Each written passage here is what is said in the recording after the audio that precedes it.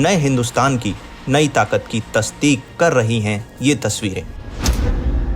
Space sector की भारत की बादशाहत को दिखाने वाली तस्वीरें हैं ये। हर हिंदुस्तानी के लिए गर्व भरा पल है ये। इंडियन स्पेस रिसर्च ऑर्गेनाइजेशन यानी इसरो ने एक बड़ी कामयाबी हासिल की है। 2 अप्रैल 2023 को इसरो ने अपने रीयूजेबल लॉन्च व्हीकल की सक्सेसफुली लैंडिंग कराकर दुनिया को दिखा दिया कि तकनीक के मामले में भारत किसी से कम नहीं, बल्कि 4 कदम आगे ही है। दुनिया में पहली बार एक विंग वाली बॉडी को हेलीकॉप्टर से 4.5 किलोमीटर की ऊंचाई तक ले जाया गया है और रनवे पर ऑटोनोमस लैंडिंग के लिए छोड़ा गया है।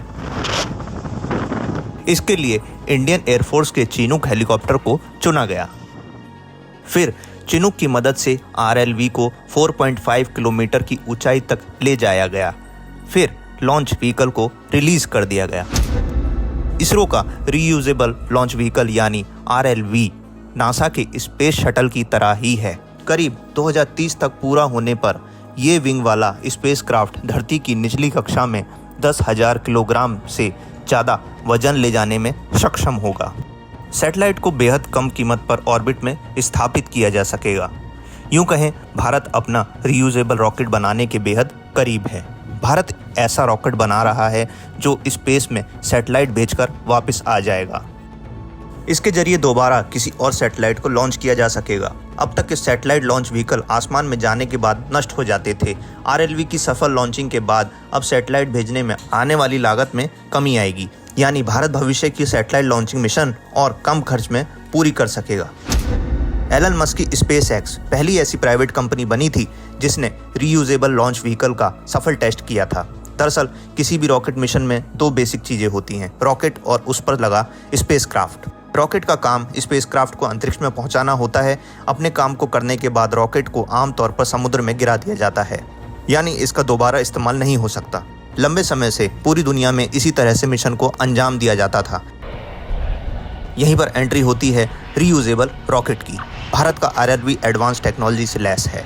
सटीक नेविगेशन, स्यूडोलाइट सिस्टम, स्वदेशी landing gear, brake parachute system, को बैंड रेडार, अल्टीमीटर इसे मॉडर्न और ताकतवर बनाते हैं। RLV के जरिए किसी भी देश के ऊपर जासूसी करवाई जा सकती है या फिर दुश्मन की साजिशों को मटियामेट करने के लिए हमला कर सकते हैं। यही नहीं, अंतरिक्ष में ही दुश्मन की सैटेलाइट को मार सकते हैं और उसे बर्बाद कर सकते हैं। रीयूजेबल रॉकेट के पीछे का आइडिया स्पेसक्राफ्ट को लॉन्च करने के लिए इस्तेमाल किए जाने वाला अल्ट्रा एक्सपेंसिव रॉकेट बूस्टर को रिकवर करना है, ताकि फ्यूल भरने के बाद इनका फिर से इस्तेमाल किया जा सके। दुनिया के सबसे अमीर कारोबारी एलन मस्क की कंपनी SpaceX ने सबसे पहले 2011 में इस पर काम करना शुरू कर दिया था। 2015 में एलन मस्क ने फॉल्कन 9 रॉकेट तैयार कर लिया जो रीयूजेबल था। रीयूजेबल लॉन्च व्हीकल से इसरो को स्पेस में लो कॉस्ट एक्सेस मिलेगा, यानी स्पेस में ट्रेवल करना सस्ता हो जाएगा। सैटेलाइट को कम कीमत पर लॉन्च किया जा सकेगा और ये भी कयास लगा जा रहे हैं कि इस व्हीकल की मदद से ऑर्बिट में खराब हुए सैटेलाइट को डिस्ट्रॉय करने के बजाय रिपेयर किया जा सकेगा।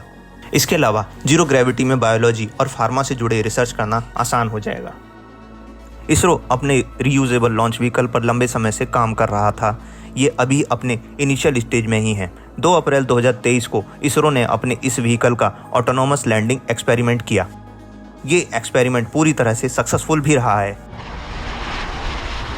अगर आपको हमारी ये खबरें अच्छी लगी तो चैनल को लाइक कीजिए, शेयर कीजिए और सब्सक्राइब कीजिए। और हाँ, बेल आइकन जरूर दबाइए जिससे आप कोई भी वीडियो मिस ना कर पाएँ।